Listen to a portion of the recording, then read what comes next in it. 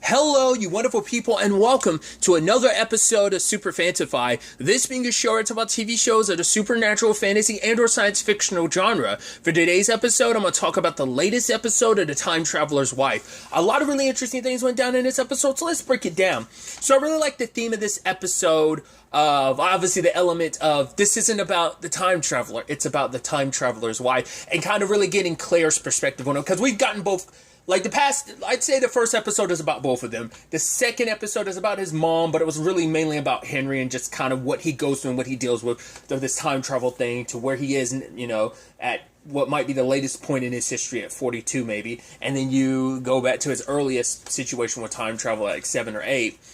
And now, like, this entire episode is about Claire from being 6 until she meets Henry at 20. So it's interesting, and I love how they tell the story in the form of the conversation that Claire has about the problem with, when you're, comparing being old to being like a kid, because it's all about kind of waiting. Because I think there's an interesting parallel there where it's like, as a kid, we all know that feeling of like, oh my God, when is Christmas going to come? Like this and that. Like you're always waiting because you know what's ahead in the future, but you have to wait around for it. And that's also the sad thing of like, because once you're an adult, time flies by just like that. Your entire life can pass you by. It's like, it go by in the blink. I personally feel like, since I graduated high school in 2011, I feel like my life has been in overdrive since then. And it's kind of crazy to think, like, I'm fucking 29 now. It's like, holy shit, I graduated from high school 10 years ago. It's crazy. So it's funny how life can be like that, and what it means also for her particular situation, because you know what the future holds. She eventually got the list of every date that she was going to meet Henry. She always had something to look forward to, but you had to wait. So that is like the tough... that's the tough problem with it all. And so being there for Henry, having to wait. I even love the whole thing of like, because the first Henry she met was him at 36, and he was like, right, bring a notebook. Then she meets Henry at 32. He's like, oh yeah, no, that's smart shit. And it's like, well, you told me to. He's like, oh, clever old me. I gotta remember to do that in like 4 more years. I love, once again, that timey-wimey stuff. I love that. I think this show does such a... and I'm sure and this is a testament to the book as well, I'm sure.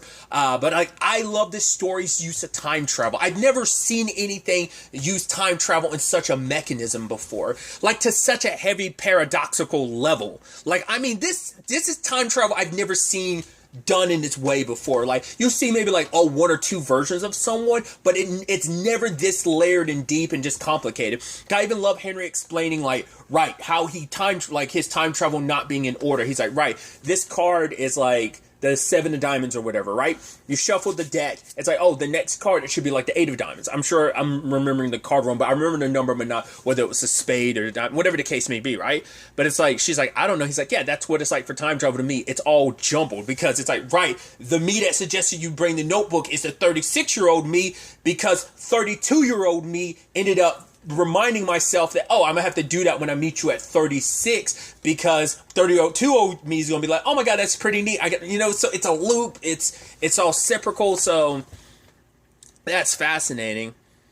We still didn't dive too much into her family situation, but it seems like her mom's depressed because her mom is taking pills, and she brings it up to her dad. Dad's like, go play with your toys. So it seemed like Claire kind of like, and I guess that's her brother. We haven't dabbled in her family situation at all. To be fair, Henry does say like, okay, I'll meet your family at 20. When she started piecing that together, it's like, wait, you have a wife named Claire.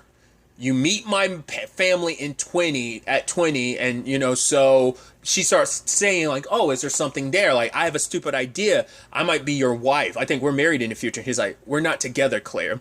And for her, it's like, older her is like, right, shows who you are as a decent man. The fact is that you would lie to me like that. Telling that little lie, because it's like, right, what do you tell this little girl that, yes, you are her future husband and everything? Because also telling her that would kind of change her entire life, which it kind of does, but there's just so much to it, because it's like, right, if you tell her at such a young age that, then you're almost setting her entire life. She won't live her life as her life. She'll just be like, oh my God, like, I just gotta wait till we get married. At the very least, she's not waiting for it. She knows, like, right, you'll meet my family, but she's like, right, you're just a family friend. That's all there is to it. So, then there's the situation of her at 16. He's like, oh, you look very 16-y. I've never seen you like this before. And she's like seeing him naked. She's like, oh, I've seen you naked before. He's like, yeah, but now you're at the age where you can enjoy it. So no, bring me back my clothes. And she's like, right, then we'll play a game of checkers for it. And he beats her, get all the pieces of his clothes back. She's like, you've never played that good before. He's like, because I've always gone easy on you. I have extra motivation to win this time, you know? And so I like the lighthearted element to the episode, but you could also tell Claire was a little spiteful towards him later on because she sees some friends from school and such, because that was something we hadn't really gotten into, like, what is her life like? Because it seemed like, but we're also getting snapshots of her life, so we don't know if, like, I was wondering if, like, Henry became her everything. This is something I've talked about, once again, it's a lesson I learned as a teenager. Never make your significant other your everything, especially at that young age. Like, live your life. Don't be so consumed. Like, I was that person. Like, I could, like, what Claire's going through, I felt that towards a significant other when I was young. I would not live my life. I wouldn't go, I mean, I'm never, not the sociable person, but I could still enjoy and live. I was just waiting on bating breath, like, oh, can't wait till we, like, talk, because it was a long-distance relationship. So, Claire's character resonates so hard with me in that regard, because I know what it's like to wait for someone, and Henry didn't want her to put her life on hold. It's like, right, you know, a big chunks of her life, but you still want her to live her life, knowing what the end result is. We eventually get married. It's like, I still want you to go through the motion, because I'm sure for Henry it was also like, right, I don't want you to end up trying to save yourself for me, which I think inadvertently she still ended up doing anyway. But I think, like, he was probably like, right, you probably had other partners and stuff like that, so I wanted you to, Henry had other partners, so, I mean, hell, as we know, when he first met Claire, when they first, well, she's known him, like, most of her life, but by that point, he'd met her for the first time at 28, that he at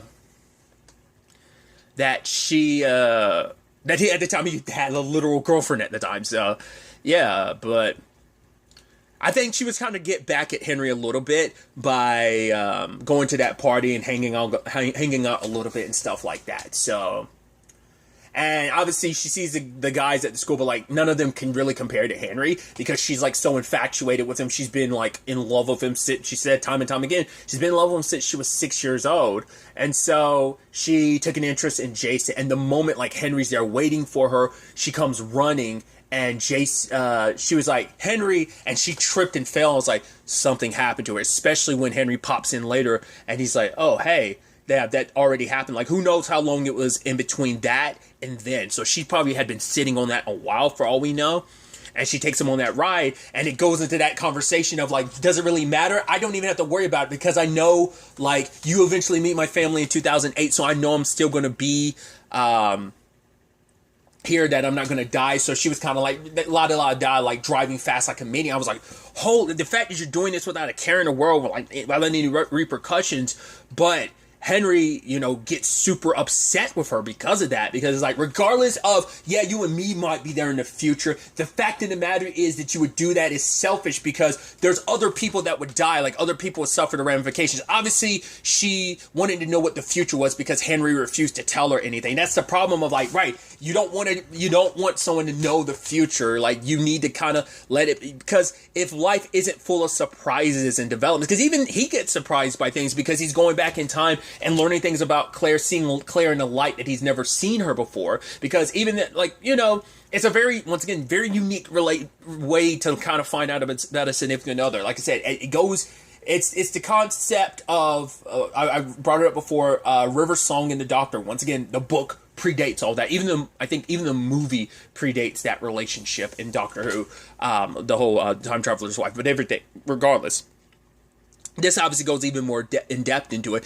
And it is kind of messed up too, what she was doing, because she's like, why were you even worried about it? He's like, I was in a bad car accident, so it messed with me. She's 16 at the time. It's also because she's kind of going through a real bit of a rebellious age, but it's also because of what happened with Jason. So we'll get to that in a second. But now we got the context of like, oh, his mom died in an accident, and every aspect, at different points throughout his life, he has constantly time traveled back to that moment over and over and over again, and it's still from different ages, different perspectives, different point of views, different angles. So of course, like, a car situation is going to, like, mess with you big time, and Claire won't find out about that until 4 more years, where she'll be like, oh shit, me driving like a maniac, the trauma, the PTSD I probably resurfaced in you because of that. I mean, that's also part of the reason why Henry's the asshole that he is, because he doesn't want to get too attached to people, because when you get attached to people, you care about them, and you know you'll lose them in one shape or form, and you might end up losing them over and over and over and over again, like he's lost his mom time and time again. So I think that's fascinating.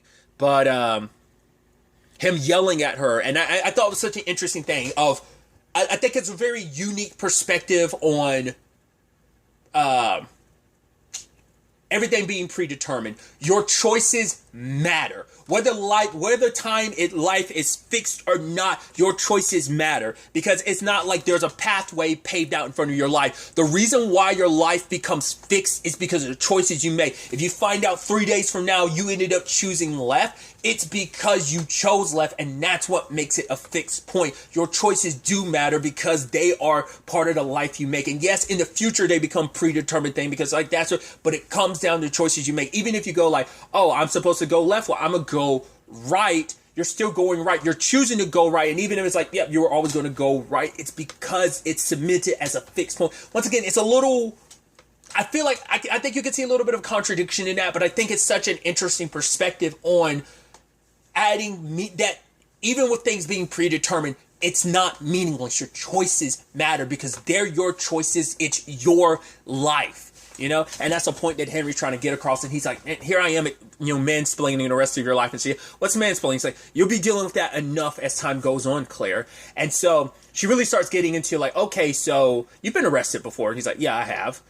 Usually he doesn't have to suffer the ramifications of it. You know, he's like, I pop up places naked, I steal, so yeah, I'm gonna get arrested. But typically he pops out of a police car before anything ever goes too far, so he never sticks around long enough for it to be an issue. Plus it's also like, yeah, what are people in a particular area going to track you down years from now? It's like, oh, I popped into 2004. It's like, oh, and I popped back into 2022. We're like, they're going to pop me for a crime I did. They're not going to be able to find me all these years later, because yeah, they got a description of me, but not enough for it to be, not enough for it to like stick in their mind. They're just like, oh, this guy randomly disappeared. He did some Houdini act and disappeared. I don't know. He fit this description. And I think Henry can be generic enough that you can make him like, he's any white male. So I think that benefits him in that regard.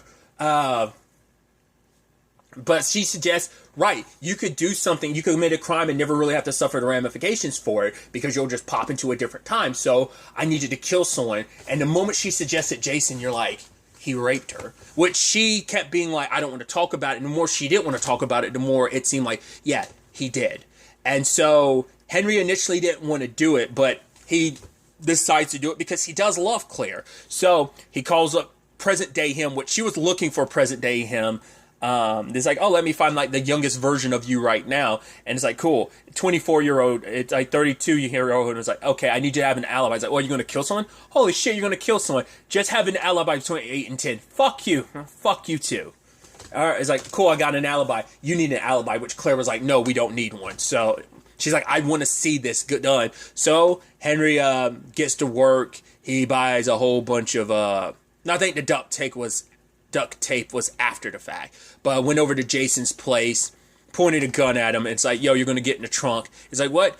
And then he starts peeing, and it's like, dude, oh my God, you're pissing all over me. Like, what kind of person pees on a person who points a gun at him? Oh my God, get in the trunk.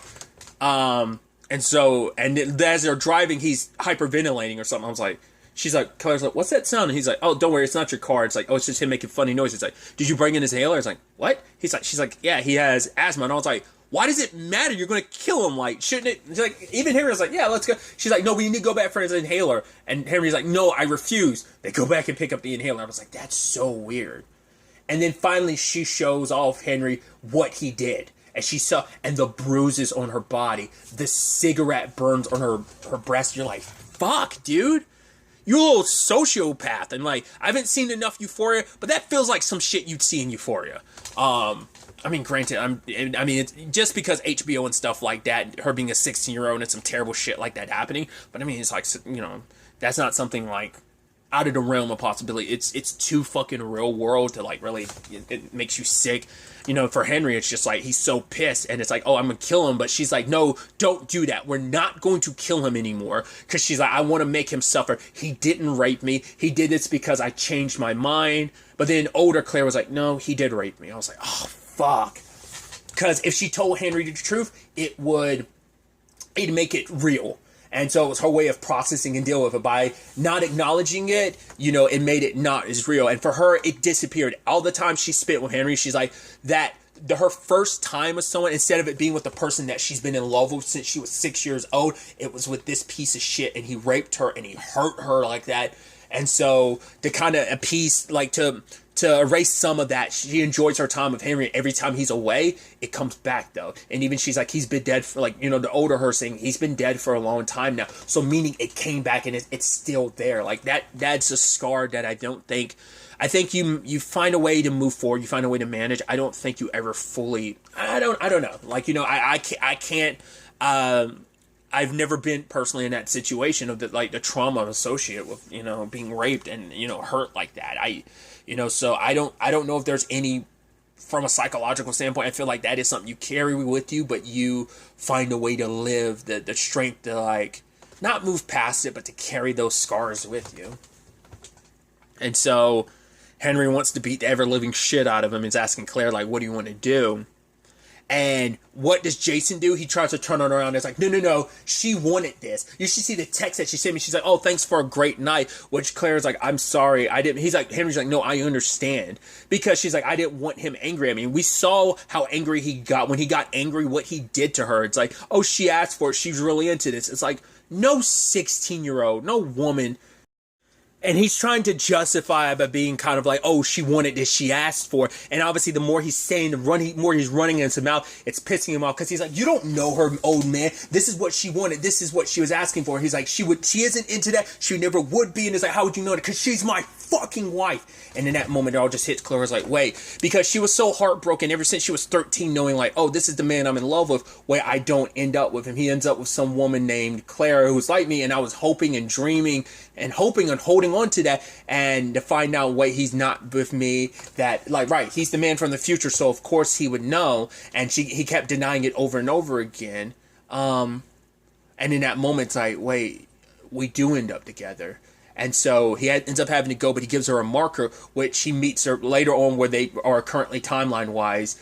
He's 32, she's 24. She has that marker, and he's like, I always wondered why you kept it. She's like, yeah, you gave it to me. He's like, yeah, I just gave it to you. But it turns out, instead of killing him, she called up all the girls, anyone who ever had a story like hers. I don't know if it was necessarily like Jason did this to you, or whether it's just anyone did it to you, and they all showed up and they wrote their stories on him. And that's where she had talked about the conversation about art, how art could be so many different things. And she also learned that art can be revenge. I think it is turning that pain into something, I think. It's like, right, he was my first statue, he was my first art piece, essentially. And that's like, right, using my art to display my story. And, you know, this is my best revenge against him, having my story written on him so that he can't escape what he is and what he's done, the monster that he is. And she says that 2 years later, at 18, it's the last time she would meet Henry in that Meadows. And I think that's him in 41. He's dressed in a suit. Because we did, like, I didn't talk about it, but Claire did hear Henry calling out to her when she was 13. She ran out, and her dad and her brother were, like, out there hunting. And Henry got shot and was calling out to her. And she found his blood at one point in time. But her dad was like, oh, like, what? There's no blood there. So Henry probably did get shot. Once again, it's this complicated thing of here's your invisible friend who disappears, this time traveler that comes in and out of your life that you get to see. Because I'm assuming after like 41 that like any other time traveling Henry does at 41 will be Because she even said, like, oh, that's a different story. That must be nearing the end of Henry's life. Because at that point, like I said, we see with the older Rose, she's like, yeah, he's been going for a long time. Because Henry, like I said, Henry dies at, like, I'm assuming at 42 is what it seems like it's implying. So, because there he was shot, I think. So he might have gone to different points in times where shit just happened to him time and time again. First he gets shot, then other things are happening like all at once. Like who knows where he's coming from, where he's bouncing to all throughout that. We know the end result is at some point his feet are dead. And even Claire asked at one point in time, you know there's some point of you that there's part of you dying out there. He's like, yeah, but someone's dying all throughout time at some point in time anyway. He's like, basically all of life, it ends with a brick road. That's the end of time for anyone. It's always going to be a brick road. And once again, for him, he always tries to say, yeah, because at that point it was like 32-year-old Henry, so that was him like 10 years from now. So it's like, that's not today.